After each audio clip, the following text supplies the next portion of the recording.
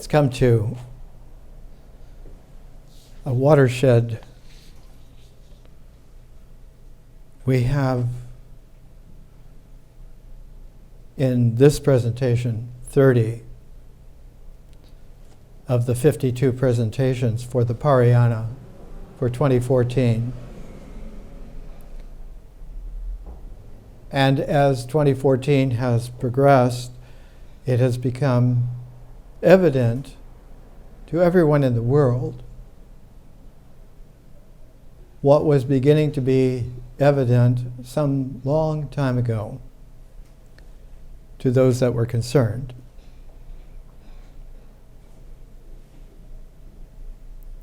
Recently, like yesterday, the net posted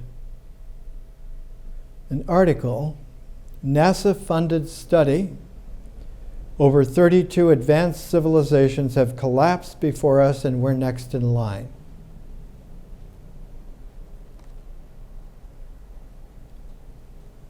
And if you read it, it begins classically well enough, limited of course,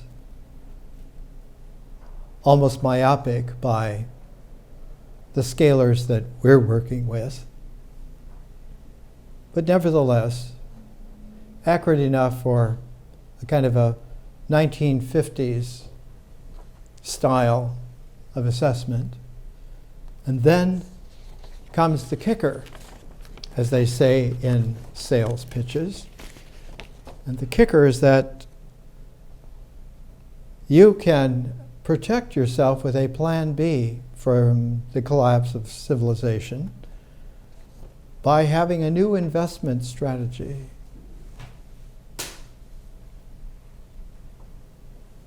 Protect your stuff by investing with us.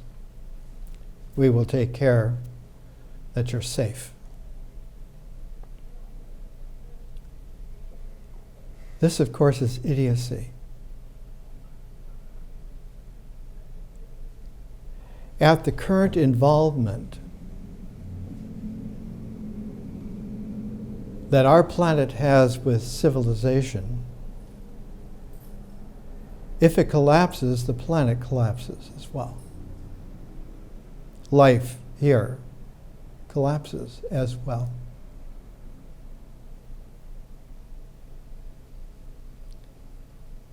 We had a goad in the 1960s in the anti-war protests.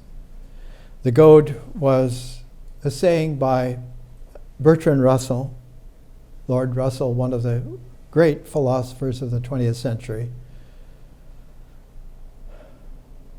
His Principia Mathematica with Alfred North Whitehead in 3 big fat volumes from Cambridge was the standard of logic and mathematics together forming the structure by which thinking made sense, was rational.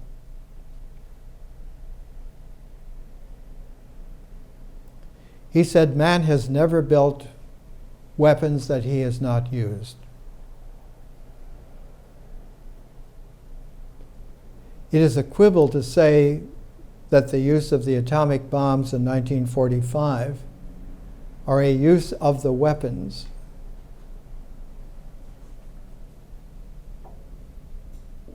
The Hiroshima and Nagasaki bombs were 20,000 tons of TNT.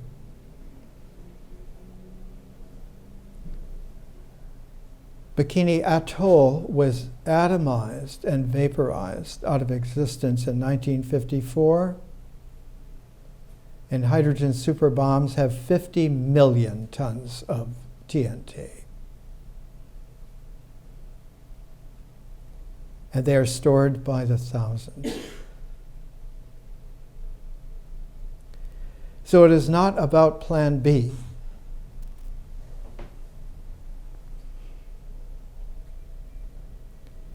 This presentation series is combing back through the history of civilization at the same time as pushing out ahead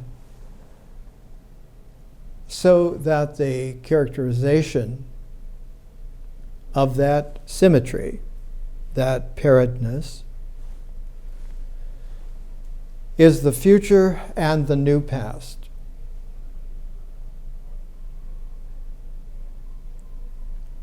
The future has a spiral dynamic that is not only rooted in the past, which would be an illusion, but is symmetrically concomitant with the new past. Whatever possibilities there are for a future exceed probabilities. And those possibilities of the future are in a continuum with the possibilities of a new past. So that time is the essential synthesizing dimension for civilization as well as for nature, the entire natural cycle, the universe.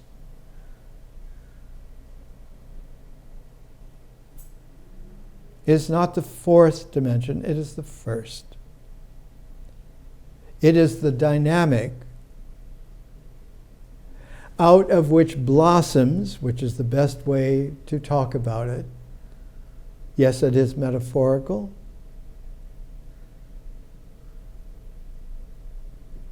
But without time, space would have no way to speed up and be. It's true that space blossoms instantly, but the instantly needs to occur previous, first. And so the universe has a law of causality, which is time triggered. But time itself is not triggered by time. It's not instantaneous. Space is instantaneous in its three dimensions. But time is spontaneous. And time emerges out of a zero field. We've talked about how ridiculous it is to talk about a 0 point. A 0 point vanishes.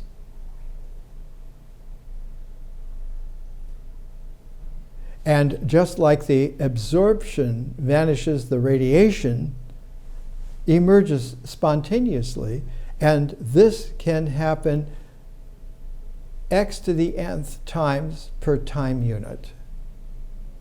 It happens all the time. So that the universe is really a complex tapestry of absorption and emergence. Countless times per time unit. So that the characterization of the universe is that for the integral cycle to follow a causal line, it must have an integral cast to it that pairs, and pairs in the sense that pairs pair and make squares. And those squares can pair and make triple eights, and one gets a universe that can eventually make sense in that way. But it has a mystery to it, and that concerns how does time occur spontaneously, and where does it go when It not stops, but it vanishes.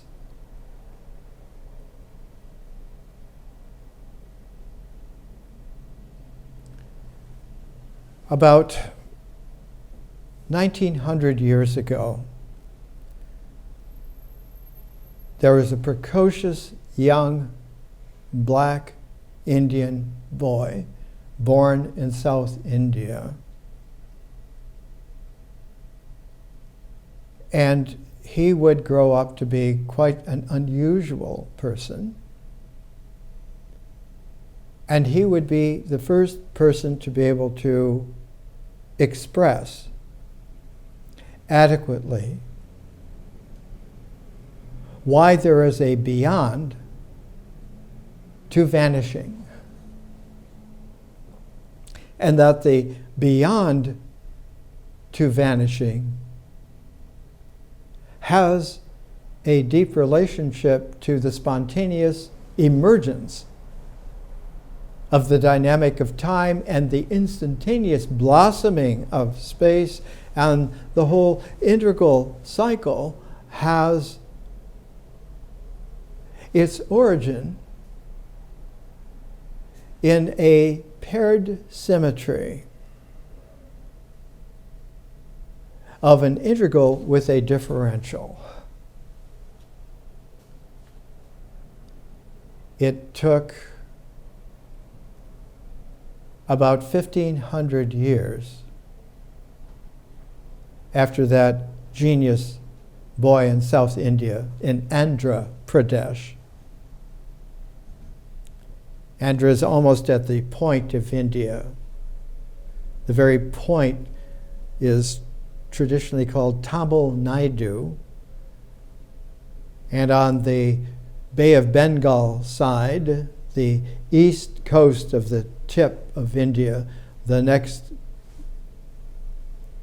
section of India is called Andhra Pradesh. It's the Coromandel coast. The big city down where Tamil Nadu begins to mix with Andhra Pradesh is Madras, the beginning of the Coromandel coast.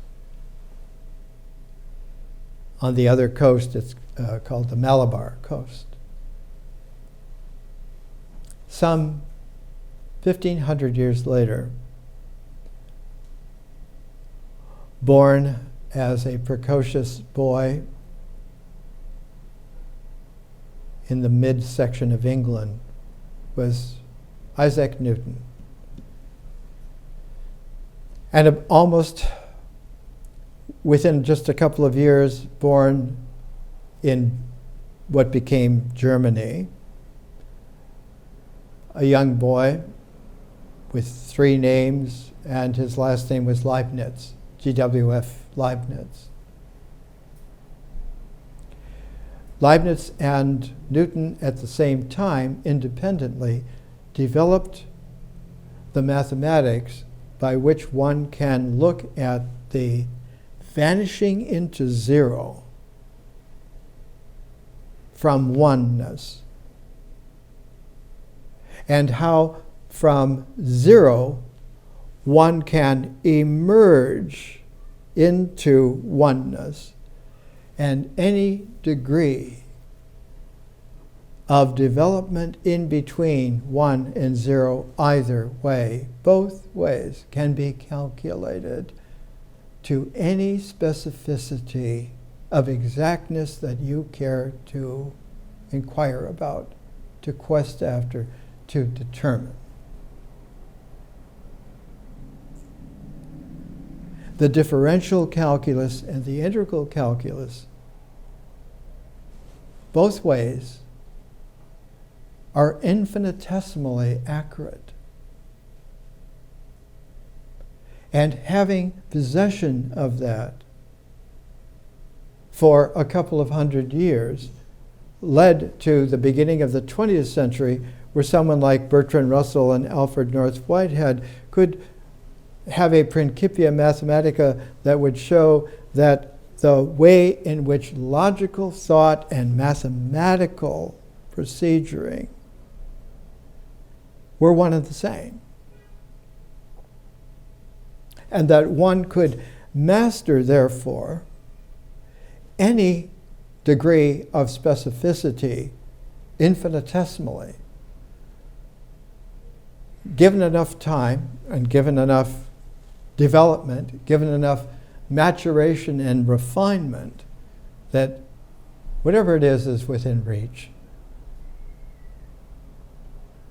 At the same time, that NASA's study showed that 32 civilizations have failed and ours is failing right pronto. An article on the elusive exotic hadron particles confirmed. CERN, on the edge where France and Switzerland meet, in the Large Hadron Collider, LHC, having in 2012, just 2 years ago, used math and experiment to find the Higgs boson, which someone characterized once as condensed vacuum. That it made possible a context of gluedness so that particality would have a relationality with energy, with waves of frequency, so that it would have a permanency. So that the time dynamic of the energy as a wave frequency phenomenally interacting with the integral particality that occurs can build into matter. Now, CERN with the LHC has gone beyond the Higgs boson just 2 years later.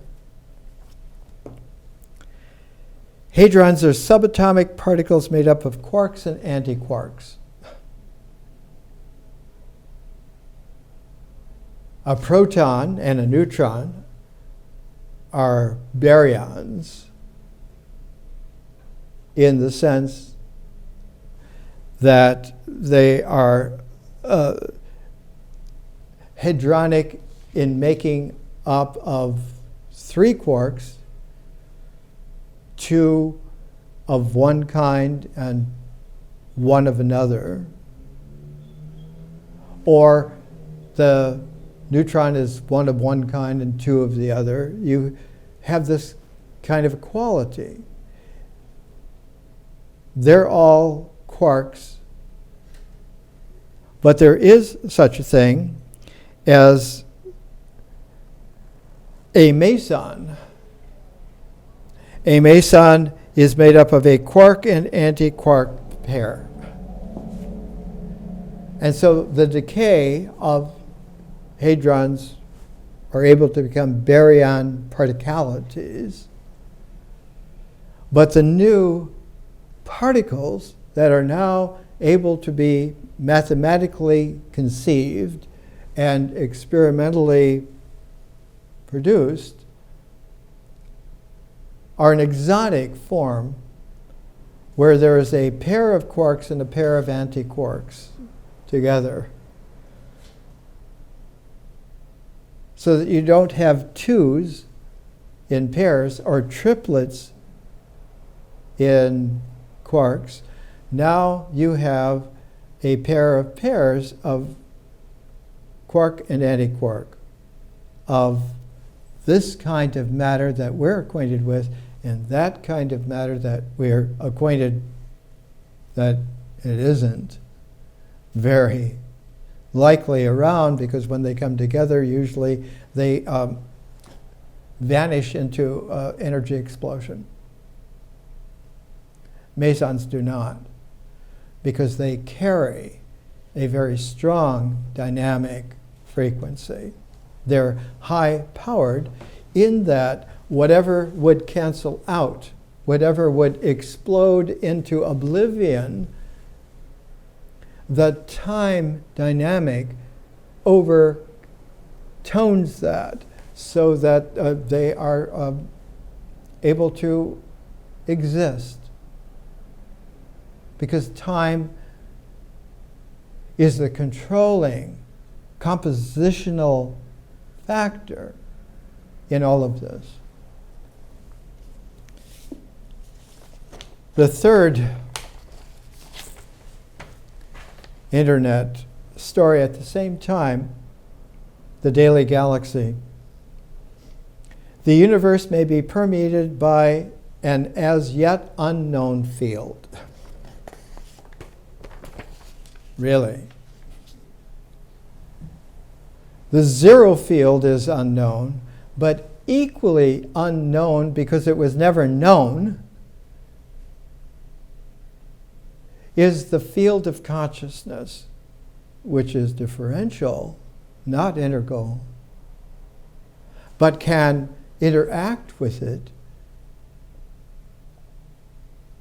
And some 1,500 years before Newton and Leibniz, 1,900 years before us, that little boy in South India, that little black Indian boy who was precocious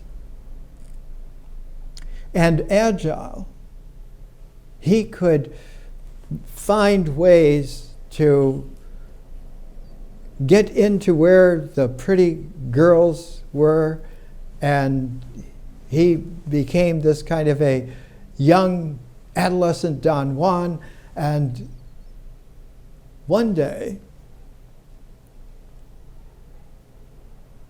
he got wind of the fact that there was a deep mystery going on here, in that he seemed to be, quote, invisible to those guarding those sweet young things, and that he could move almost as if he was invisible and then be visible to be with them. And he began to wonder what was going on in him, that he had this odd, peculiar capacity. And he was quite intelligent. And he ran across a very large king cobra, in Sanskrit called a naga. This was the Maha Naga, about 30 feet.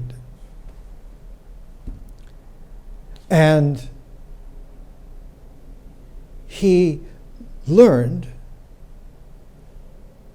through a kind of interspecies telepathy that this was the wisest creature he had ever run across. And that Naga king understood that this was the most unusual of all of those creatures like this, but was scattered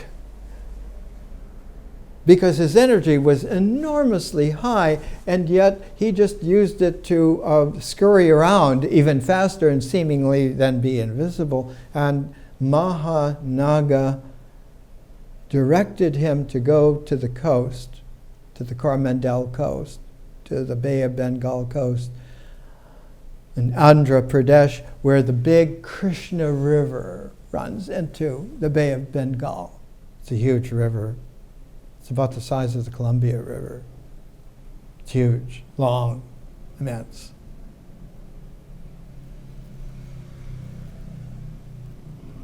And there he ran across wisdom books that he patiently was dedicated to learn to read, and that those wisdom books had been left there by St. Thomas, the apostle who went to India.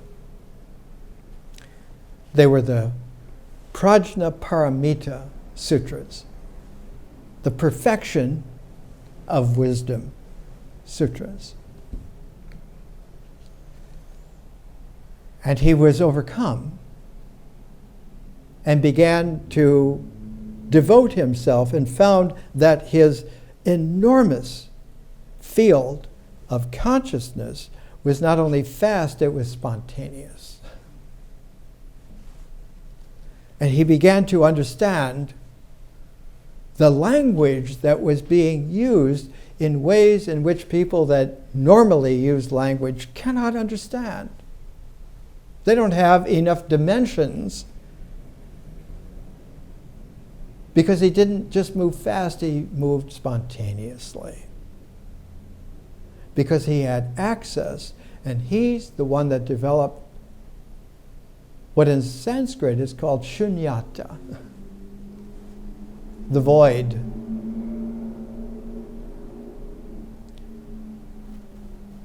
Everything that occurs because it exists in its particularity, in its quanta, not just quanta of energy, it's quanta of energy in space.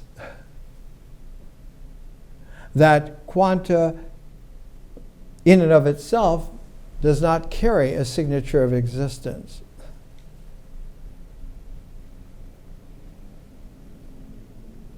And so one has to say, it isn't so. He took a big box of these Prajnaparamita Sutras with him up the Krishna River, quite a ways, where there was a very big bend in the Krishna River. It's like the Columbia River has a great big bend where the Snake River comes in its mysterious dark current, and the carving of the Columbia coming down and the Snake coming straighten out and make the big Columbia River that goes into the Pacific Ocean. But the Columbia had to be turned by the Snake River, which is a wild river. It carves canyons 2 miles deep. It pushes something like the Columbia River, like the firing of a spinning capsule like Gemini 8, which docked with the Agena with Neil Armstrong and Dave Scott in it, and they began to have a left roll, and they thought it was because the Agena was working on them, and so they undocked. It was the first docking ever done in space. And so they undocked, which was the first undocking done, and the roll increased, and finally Neil Armstrong did something that only a really superior jet pilot does. He turned on the thrusters, and the thrusters evened out the roll, and Gemini 8 was going to be able to land. And he said to Dave Scott, on Dave Scott's reportage, he said, Neil said to me, it looks like we're going to live to have another adventure.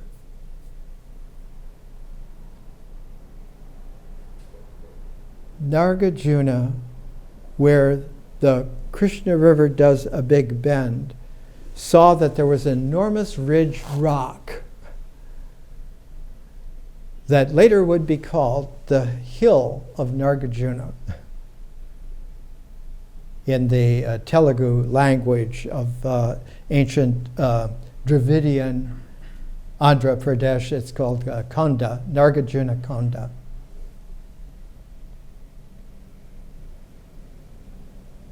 It's about 75 miles to the southeast from a very large city, Hyderabad, which was the ancient Maharaja center for that whole swath of territory, not only in South India, but on into central India, all the way up into the more northern provinces like Maharashtra. And at the time of Nagarjuna, the Satyavana kings, the great king of that whole area, made a royal behest to Nagarjuna that he would be able to develop whatever he wanted to develop there, because among other things, Nagarjuna had mastered medicine and architecture. He was a black Indian who was a masterful architect and a master of medicine, like a black Egyptian named Imhotep, who was the developer of the pyramids under Zoser, and also was Zoser's personal physician. There's a way in which India and Egypt have a tremendous shared interpenetration in civilization, in case you didn't know.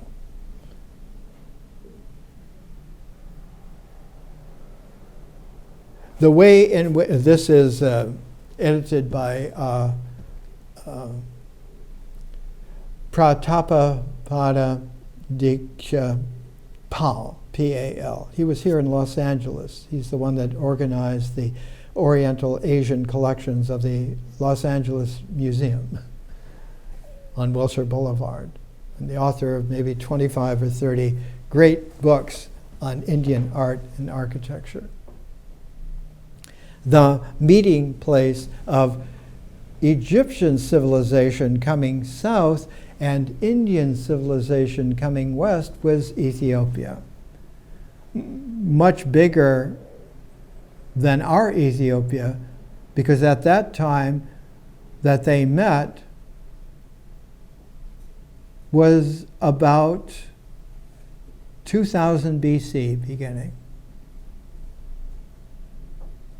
And over a course of time, by about 1500 BC, by the time of Hatshepsut as the woman pharaoh in Egypt, the shipping had become an art where Hatshepsut would send 60 ships at a time in the special conditions before a monsoon season, and they would go from the island of Socotra off the coast of the empire was always South Yemen and Ethiopia. Its ancient name was Sheba. At that time, even 1500 BC, 500 years later, it would have a queen of their own named Makeda, the Queen of Sheba. And 500 years before then, which is why she was so wealthy 500 years later, there was this immense trade between India and Egypt. And so the Ethiopians became this interesting kind of interpenetration of populations. And that the Ethiopians themselves have a very distinctive quality to them. Which is why 500 years later, Solomon was so taken with the Queen of Sheba, because she was enormously literate on a scale that was almost impossible, because King David, who was a great writer, the Psalms of David, and Solomon, with that heritage, also a great writer, the Proverbs, found in the Queen of Sheba someone who had more facility with language than he could have ever known before. Because there is a quality to the black peoples of humanity of understanding the almost infinite filigree of language. In India, it's true. No one could use language more refined than Nagarjuna. Even today, he's like a wonder. Almost all of the really high learning in Tibetan Buddhism is Nagarjuna resonances. We live in a world where the great swath of black humanity is not only in North America and the Caribbean and Africa and in India, but has extended for 50,000 years into the Pacific Islands, all the way to Australia. And someone did a survey about a generation or so ago on the great island of New Guinea. They were doing an inquiry on Melanesian languages and why it was that so many different valleys have totally different languages in New Guinea. And they found that there are 1,371 different languages on New Guinea. They have more language diversity than the rest of the world put together. No one has interrupted them. They have been free to develop incredible facility with subtleties and scalars of language, of intonation, of pitch, and so forth. That is mind-boggling. The first man to do studies on that was named Codrington. His book from 100-some years ago is still reprinted by Dover paperbacks. Codrington. One of the great anthropologists, Bronislaw Malinowski, was studying that little strait in between New Guinea and the other larger islands like New Britain and New Ireland and the Solomons and so forth, the Torres Strait, Torres. And he was studying to see how these people in the Trobriand island complex lived when war broke out, World War II, and Malinowski was stranded. He couldn't leave. So he lived with the Trobriand Islanders for about 4 or 5 years, and he learned that they're extremely wise. They have a very limited diet, but they found that there was a central synthesizing vegetable, yams, which was susceptible to be used like languages in very special ways. It's like the Irish with potatoes or the Chinese with rice, Americans with wheat. They could utilize yams in many special ways, and they had a whole way of utilizing other kinds of potential food substances. And so the yam gardens were guarded by a special quality of consciousness, which the West calls magic. Malinowski said, well, these are magical gardens, which the Melanesians, the Trobriand Islands, utilized so that they can live. And they live pretty well. And so he wrote that up, 2 classic volumes. I'll bring them in next week.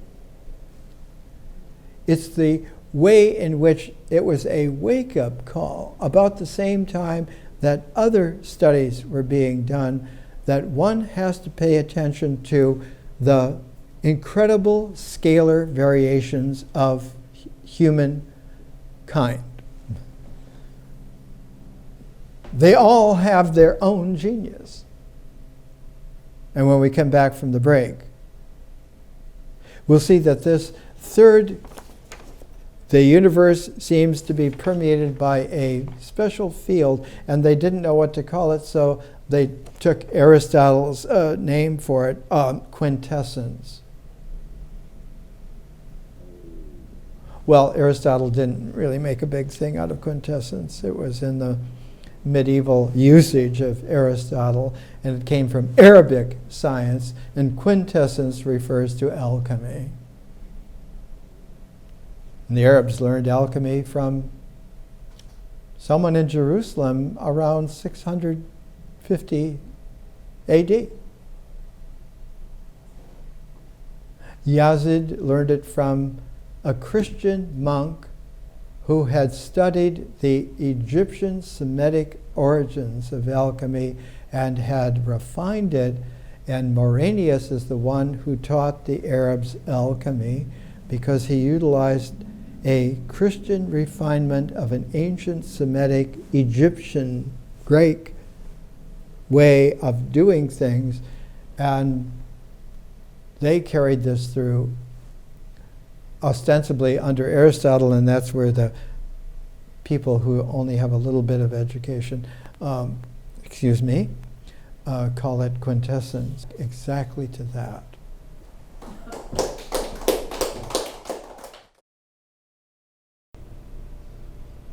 Let's come back to vibronic coupling. This is a kind of avant-garde little textbook that one would find 30 years ago. 1984. It was at the University of Tel Aviv. And by 2014, we're moving rapidly. But we're moving on a basis that has a very deep root. Not a tap root, but an interpenetrating root ball. It's like giant sequoia trees do not have tap roots. Their root structure fans out so that when you have a grove of sequoia trees, they're all interrooted. And when you have something like the Western Sierras, a whole swath of many hundreds of miles is an indivisible underground kingdom of sequoia rootedness. And on the Redwood coast of California, you also have another swath of that. It's very much imitated in Cameron's film Avatar, of all the plants on Pandora having their roots intertwined. It actually happens in the Sierra Nevada and on the Redwood coast in California. That's why it's called California, the Golden State. It's the alchemical state. For those like myself who learned to meditate in the Sierra Nevada, my ashram was Sequoia National Park, and my sangha was the giant sequoias. Vibronic coupling. In the text, one comes to sections, as one would with a physics and engineering textbook. Section 4, transition intensity, and 4.2, Born-Oppenheimer approximation and calculation of vibrational transition intensities. That's Max Born and Robert J. Oppenheimer. And by the time you get to vibronic coupling calculations in chapter 6, 6.5, breakdown of Born-Oppenheimer approximation, so that one can see that there is a development that happens that is open-ended.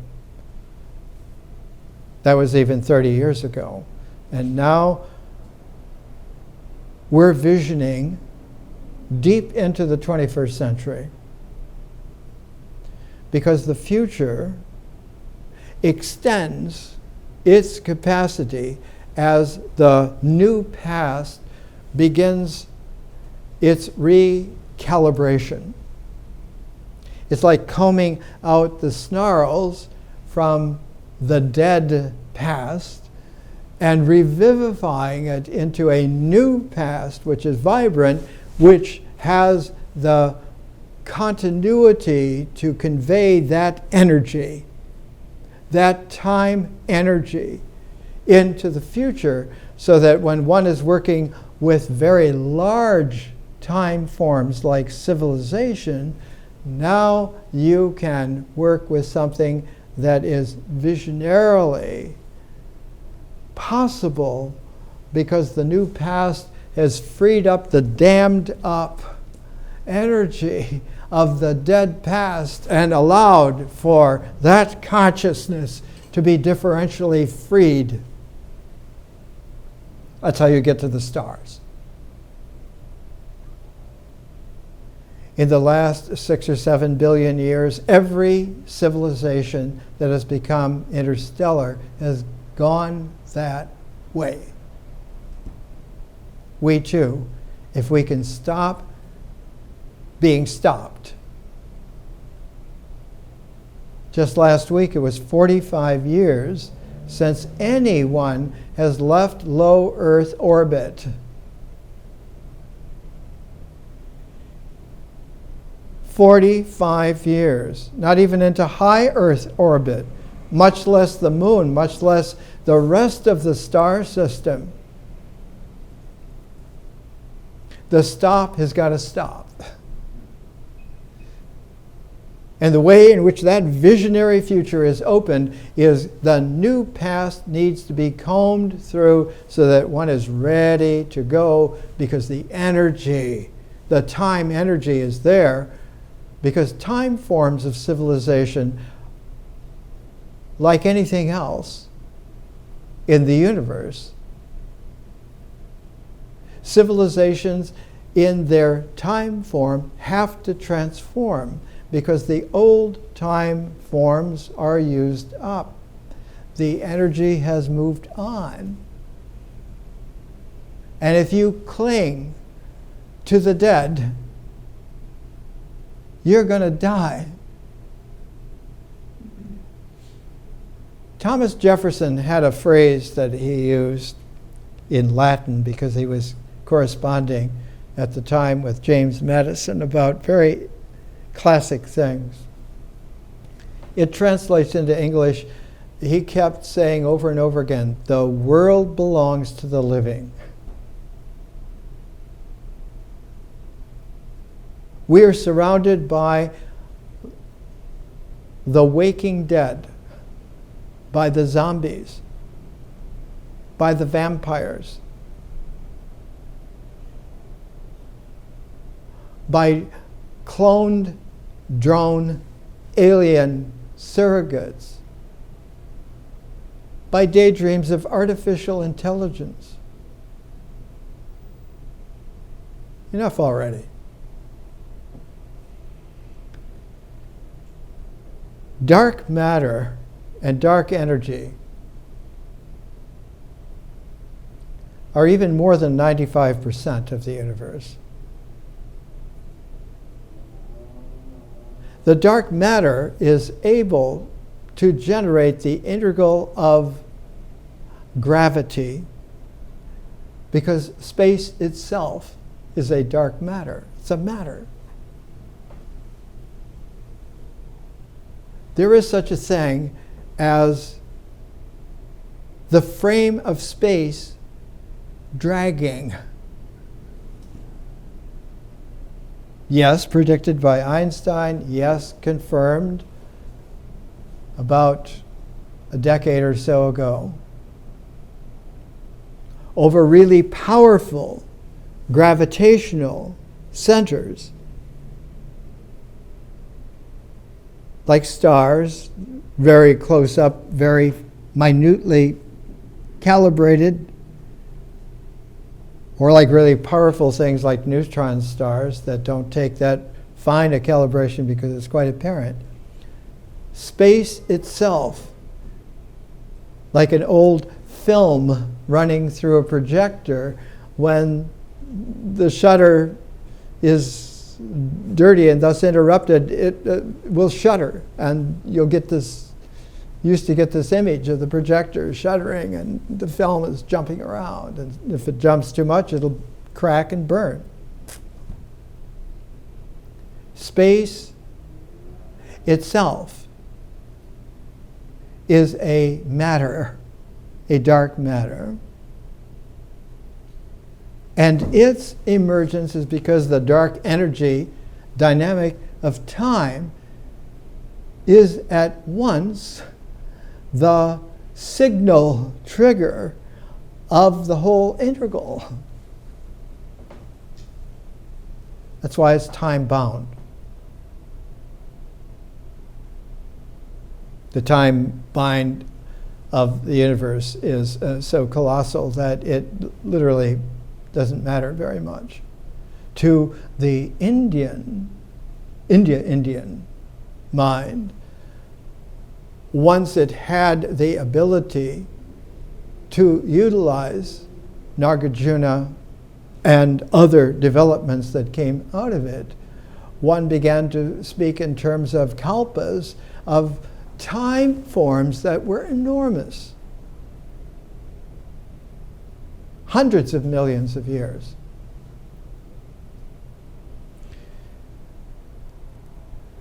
The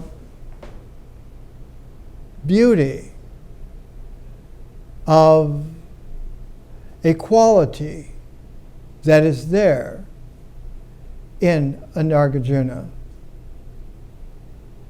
has only been recognizable recently as in this presentation,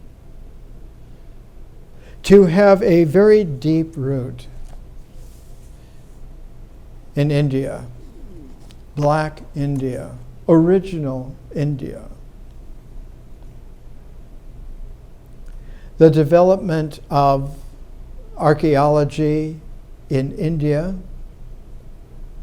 really began about the 1920s, right after the First World War, and the development of archaeology in the Indus civilization, the Indus River complex,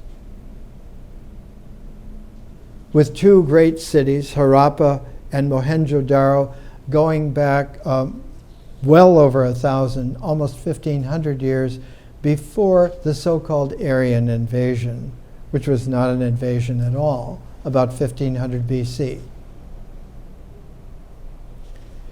In Sir Mortimer Wheeler's great little book, now in the third edition, almost fourth edition of the Indus civilization, this is the archaeological reconstruction of the great granary complex in Harappa.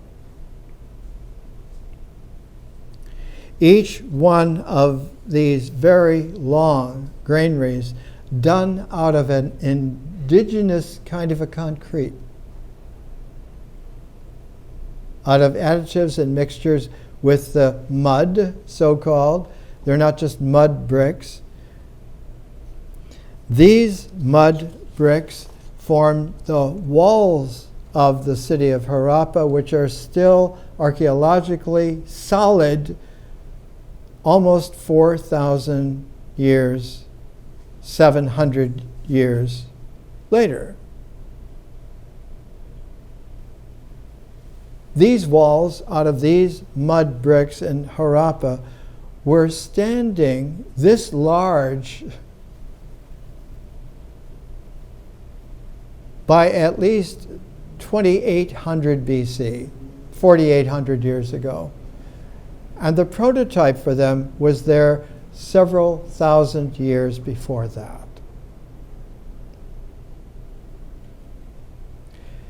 You can store enough grain in Harappa, and Mohenjo-Daro was even larger, because they didn't need all that food, but they needed the trade that was based upon it. And that trade was extended by about 2300 BC by contact with somebody they could do business with even further to the west, and that was Sargon of Akkad. He took the Sumerian city-states. By that time, by Sargon's time, there were 42 of them, scattered, each one saying, we're the best, we have our own gods, we have our own version. You push us, we'll kick you. Sargon said, that's not it. We have a chance for everyone to live enormously better, not just a little better, but enormously better, because we have not only things that other people want, we have now, I have developed caravan techniques and routes and a way to deal with other kinds of people indefinitely. And we have a little something called bakshish. Later on it was called bakshish, to make it easier. And that is, we have the metallurgy, which nobody has. And that is how to utilize a very rare metal that only occurs in a few places, large enough deposits so that one can mine it and have it. And that is tin. And tin by itself is tin. It's not very good. But when you add a little bit of tin to copper, which is very prevalent, you get bronze. And bronze is hard enough that, unlike copper, it will take a point and an edge. Later on, some 2,000 years later, they would understand that you could take a little bit of lead and add it to the bronze and make pewter. It's really strong.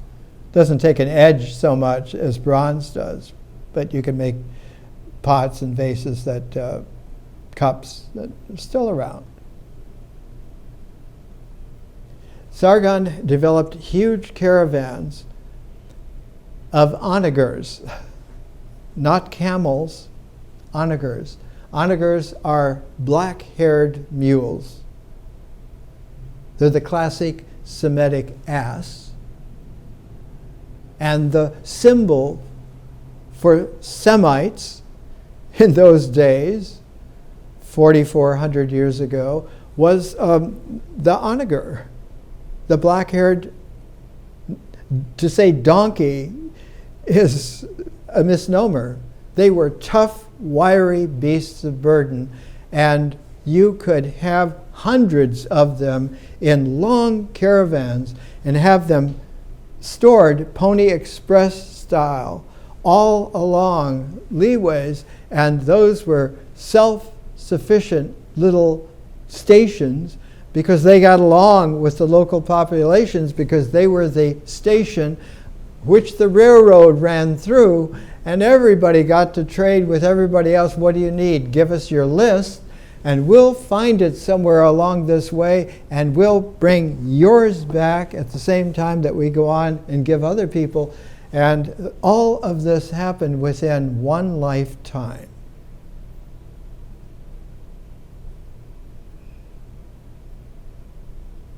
The major way in which it happened is because his daughter, he had two sons, they were really courageous warrior type sons. But the daughter was incredibly intelligent, and she became the world's first named published author, Enheduanna. She knit all of the 42 different temple city groups together into this tapestry, this Akkad, where they shared a reverence for the same goddess, for Inanna,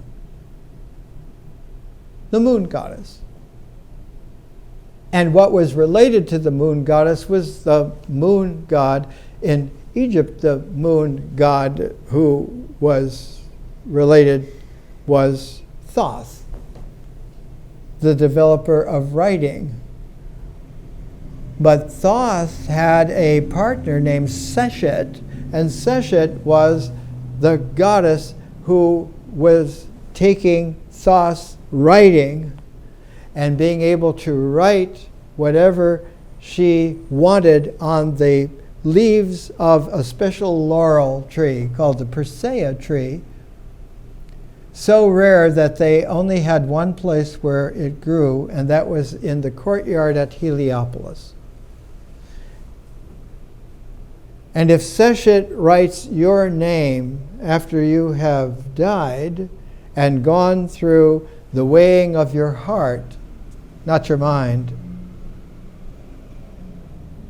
if your heart was not heavier than the plume of an ostrich in the scales, then you were able to be purified with language. Language that would take you through 12 hoops of guardians at gates that stopped those that couldn't. Utilize language in that way, because language is the synthesizing dynamic of civilization. And you can't get born again until you are able to utilize enough of a poetic to get you through those 12 gates of the netherworld, so that you can rise the next day with Ra, with the sun, sure as the sun rising. But when Seshet writes your name of someone who has gone through those gates, has that language dynamic, is able to be inscribed on the Persea tree, and when your name is on the leaf of the tree of life, you are eternal. You can rise every day into eternity. Not just be reborn tomorrow morning, permanently real. So that the wisdom of the goddess is to eternalize the courageous penetration of the god, who together then are able to mature something. And in Mohenjo-Daro, south of Harappa, about 400 miles, about the distance between San Francisco and Los Angeles, they had a great bath next to not just a palace, but a whole civic structure, like Harappa had, Mohenjo-Daro had. And this is like the Great Bath, archaeologically found in Mohenjo-Daro. When Nagarjuna built the complex at Nagarjuna-Konda, he designed a special tank. And this is the tank that was found there. They had to find this at Nagarjuna-Konda because progress being what it is, even in India, they were building a huge dam across the Krishna River. If you've ever driven along the Columbia River Gorge between Oregon and Washington State, you realize that about every 30 miles or so, there's a huge dam. Produces incredible amounts of electricity. There's no flooding. downstream, downriver. Nagarjuna Sagar is one of the world's great huge dams. But it does something like the dam on the Colorado River by making Lake Mead the Hoover Dam, some 75 stories tall, backing up the Colorado River. In India, Nagarjuna Sagar backed up the Krishna River so that it was going to flood all of the lowlands around, leaving Nagarjuna Hill as an island in this immense lake. And in that immense lake was all the ancient archaeological building, ruins, foundations that go all the way back to Nagarjuna's time. And before, because that valley, that area, had been inhabited by ancient India people since the Stone Age. Went back to Paleolithic origins. India was populated by people working together back 40,000, 50,000 years ago. Similar people to those who were leaving Africa about 50,000 years ago and going over the little strait at the end of the Red Sea into South Arabia, or going into the north, going across that little isthmus that leads to what is today Israel and Palestine and points beyond. If you go to Mount Carmel on the coast by Haifa, at the top you will find, and it has been found, burial sites of Neanderthal man, going back about 200,000 years. One of the coffins, one of the burial sites of Neanderthals,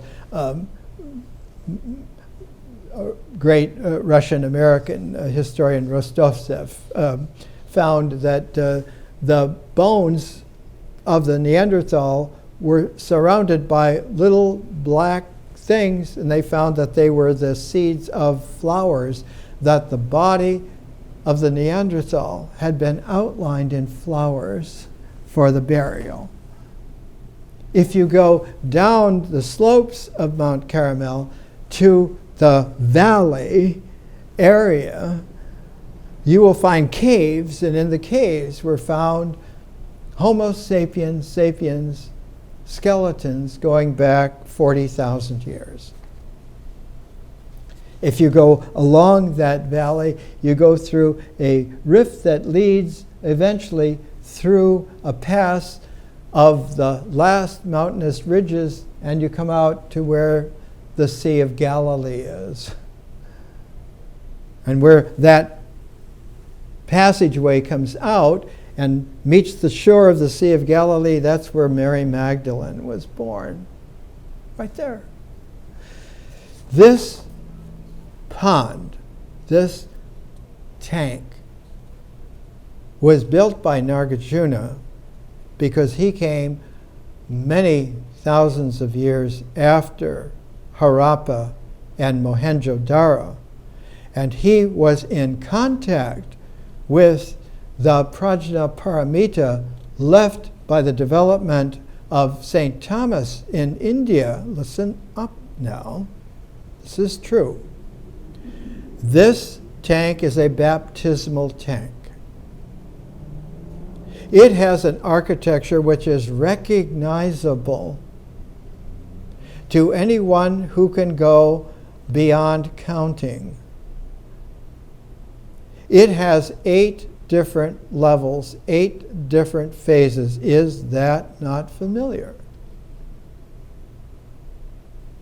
And it has an alternate where they are 2 persons per side who come together going down a step, and then they go split apart, and then they come back together, then they split apart, and all 4 of the sides come down until one has the quaternary angles where one has pairs, but they're pairs from 2 that have split off from a pair, come together to make a new pair, and so at the very end you have the 8 that are able to come together in the square that is left there. That is the square of attention of initiation, that you have been baptized to have life eternal, guaranteed by the literate goddess paired with the penetrating God, who together are able to use the language exactly perfect so that this happens. And one of the outcomes 1,000 years after Nagarjuna was Naropa, whose baptismal document is translated into English in this particular volume that we have talked about several times. If you look at a dancing goddess from Mohenjo-Daro, you will find her at Nagarjuna Konda again dancing with her pair. Because that dance is not just a dance of life, it is a dance of eternity found. More next week.